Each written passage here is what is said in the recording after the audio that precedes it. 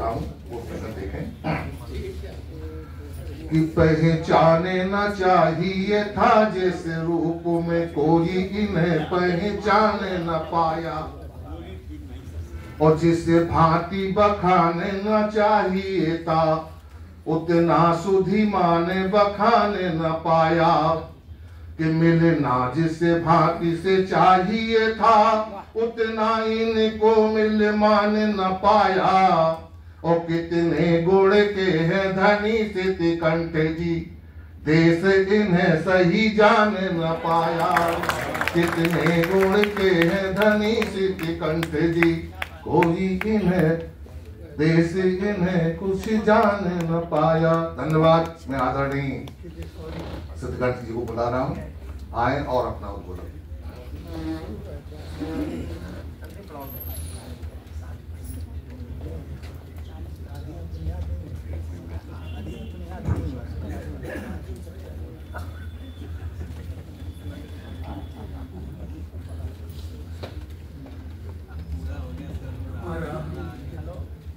मंच इतना समृद्ध है, उसी के अनुरूप सभागार भी विस्तृत से समृद्ध है। कार्यक्रम की अध्यक्षता करते हुए पूज्य गुरुवर गुरु नाम गुरु, हिंदी भाषा और साहित्य जगत के शलाका पुरुष प्रोफेसर सुरेश दीक्षित जी,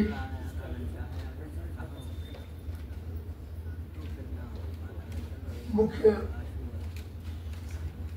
समागत साहित्य मनीषी लखनऊ विश्वविद्यालय के पूर्व प्रोफेसर डॉक्टर हरिशंकर मिश्र जी,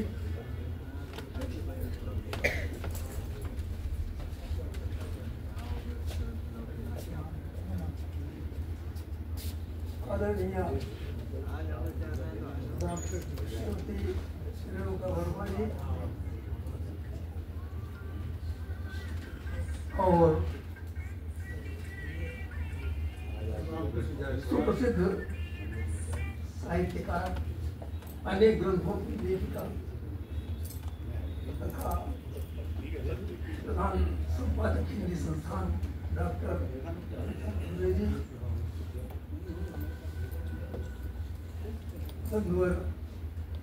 रामकृष्ण जी, नेशनल पीजी कॉलेज लखनऊ तथा आज के संचालक महोदय, जिन्हों उनका मैं विशेष करके आभार व्यक्त करता हूँ कि उन्होंने एक साधारण रजकों को ऊंचा उठा दिया है। मैं इतनी प्रशंसा के लायक नहीं, और विशेष करके आभार भी व्यक्त करता हूँ आदरणीय प्रेमलता जी का, जिन्होंने यहाँ आने का मुझे अवसर दिया, और उन्हें हार्दिक बधाई। उन्होंने एक बहुत बड़ा कार्य किया है, हमारी राष्ट्रीय सांस्कृतिक चेतना की काव्यधारा को अग्रसर करने में उनका अप्रतिम योगदान है। भारतीय संस्कृति के प्रति सर्वात्मना समर्पित दिखाई दे रही है। राम कथा के अल्पख्यात और बहुत जिनका केवल संकेत मात्र हमारे महाकवियों ने किया था, उन पर उनके व्यक्तित्व को, उनके चरित्र को अपनी उर्वर कल्पना शक्ति के माध्यम से प्रस्तुत करना ये साधारण कार्य नहीं है। ये उनकी प्रतिभा शत्रुघ्न प्रिया श्रुतकीर्त में दिखाई दी। इसी प्रकार से ये राम सखा निषाद राज पात्र को उन्होंने महिमा में बनाया।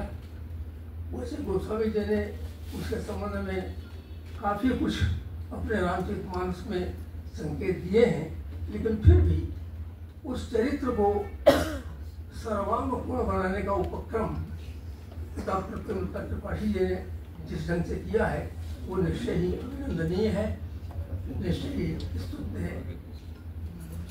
इसी क्रम में शांता का नाम आता है। शांता के संबंध में थोड़ा सा विवाद भी है।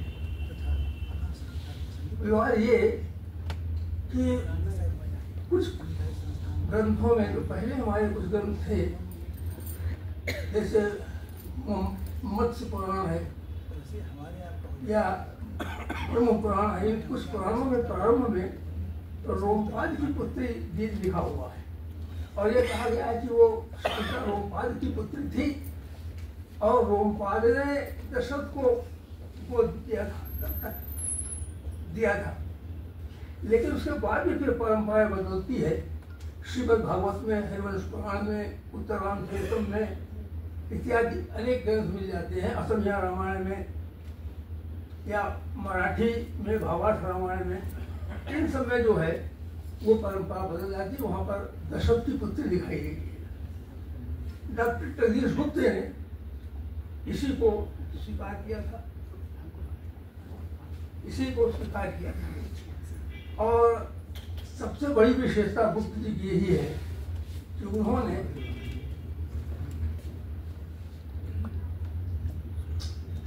शांता की पीड़ा को आत्मसात किया, हृदयंगम किया और उसको भली प्रकार से जिया। जिस विशिष्ट शैली में, जिस गहरी भावुकता के साथ में उन्होंने उसकी व्यंजना की है, उसकी अभिव्यक्ति की है, वो अपने में अन्यतम अनुपम है। गुप्त जी ने इस संबंध में बड़ा कार्य किया और महत्वपूर्ण बात ये जानने की है, उन्होंने इसकी भूमिका में शांता की लिखा है कि मैं जब रुग्णावस्था में था, रोग की शैया के ऊपर पड़ा हुआ था, तब भी मेरे मन में शांता कौंध रही थी और उसी की शक्ति से मैं निरंतर चल रहा था और मैंने पूरा कार्य पूरा किया, शांता कार्य को पूर्ण भी किया। तो अब ये एक बहुत बड़ी बात है गुप्त जी की। और गुप्त जी ने जो है एक शांता के माध्यम से नारी जीवन के प्रति एक विशेष प्रकार की सहानुभूति, सच्ची सहानुभूति व्यक्त की है। नारी युग युग से प्रकटता रही है, चाहे सीता हो या द्रौपदी हो, अहिल्या हो। आप देखिए किसका साथ न्याय हुआ, भले ही हम उसको ऊंची ऊंची उसके संबंध में प्रशंसाएं करते रहें कि ये तो नाजस्तु पूजन्ते रमन्ते तत् देवता, ऐसी बातें करते रहें, लेकिन असलियत यही है। और वो जो चीज़ है वो आज तक चली आ रही है। तो राम के सामने बहुत बड़ा प्रश्न उपस्थित करती है शांता और एक प्रकार से उस युग की पूरी व्यवस्था को कोसती है, उसके प्रति एक आक्रोश व्यक्त करती है। कहती कि मैं पुत्री थी, मैं बेटी थी, इसीलिए तो मुझे बहिष्कृत किया गया।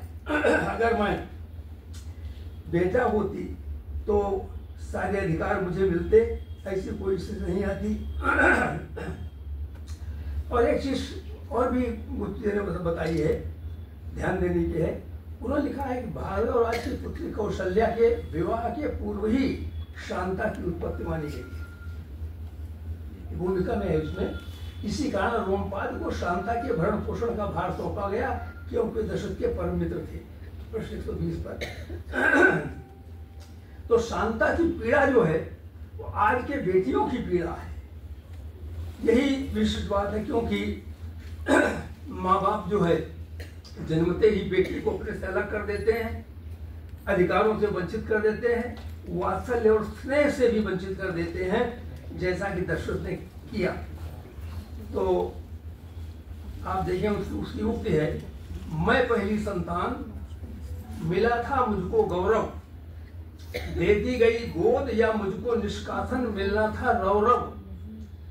क्या था मेरा दोष, मात्र ये मैं थी कन्या। क्या था मेरा दोष, मात्र ये क्या मैं थी कन्या। नारी थी दावाग्नि सुदर्श अंतर जलता था। और देखिए मुझे जन्म से हीन मानकर गोद दे दिया। हमने बेटी बेटे का अंतर मुझे जन्म से हीन मानकर गोद दे दिया, दशरथात्मजा होकर भी मैं रही उपेक्षित। और इतना ही नहीं, फिर वो अपने भाई राम से सीता निर्वासन के प्रसंग को भी उठाती है और उनसे प्रश्नांकित करती हुई कहती है, महाराज हो, महाशक्ति हो, व्यंग्य भी है देखिए, महाराज हो, महाशक्ति हो, महापुरुष हो, एक सगर्भा नारी की ऐसी प्रताड़ना। तो आप देखें, ऐसे प्रश्न हैं जिनके उत्तर गोल गोल दिए जरूर है राम ने, लेकिन सच में उसके उत्तर दे नहीं पाए। और अंत में जब समापन होता है उस कृति का, तो लिखते हैं, सुनो राम, शांता कहती है, युग युग की पीड़ा सहती है, कन्या होना पाप नहीं है, नारी जीवन शाप नहीं है। तो आप देखिए कितनी शब्दावली सरल है, लेकिन भाव गांभीर्य अत्यधिक प्रगाढ़ है। तो गुप्त जी ने अपने अंतस के बड़ी अंतस्थल की गहराई से उस पीड़ा को अनुभव किया और उसको वाणी दी, अभिव्यक्ति दी। ये महत्वपूर्ण विशेषता है। सबसे बड़ी बात है महत्वपूर्ण बात यह है, गुप्त जी ने सबसे पहले शांता पर लिखने का उपक्रम किया और उसी परंपरा को आगे बढ़ाने का कार्य आदरणीय डॉक्टर प्रेमलता त्रिपाठी जी ने किया। उसको एक सुव्यवस्थित प्रबंध काव्य के रूप में, खंड काव्य के रूप में हमारे सामने प्रस्तुत किया। ये शक्ति उनको प्राप्त हुई है। उन्होंने संस्कृत के अनेक महत्वपूर्ण महाकाव्यों का, प्रबंध काव्यों का अध्ययन किया है, हिंदी के काव्यों का अध्ययन किया है। तो ये उनमें उनके पास प्रभूत और प्रचुर शब्दकोश है, उर्वर कल्पना शक्ति है। तो और साथ ही साथ में एक दूरदृष्टि भी है। अपनी भारतीय संस्कृति और राष्ट्रीय प्रेम, इनको लेकर के चलने का एक भाव भी है, अविचल भाव है। तो ऐसी कृतिकार को मैं हार्दिक बधाई भी देता हूँ और साथ में वंदन और नमन भी करता हूँ। इस प्रकार के कार्य, इसी प्रकार से उनका केसर नाम का जो उपन्यास है, ये भी राष्ट्रीय भावना को उद्बुद्ध करने वाला है, विकसित करने वाला है। तो मैं कुछ संक्षेप में ही कहना चाहूँगा कि सांस्कृतिक राष्ट्रीय चेतना को और अधिक विकसित करने में डॉक्टर प्रेमलता त्रिपाठी जी का योगदान बहुत महत्वपूर्ण है। वे इसी प्रकार से निरंतर अपनी लेखनी चलाती रहें और हिंदी साहित्य को समृद्ध करती रहें। माँ भारती की वीणा बजती रहे, यही इन्हीं शब्दों के साथ मैं आप सबका वंदन, अभिनंदन और नमन करता हूँ।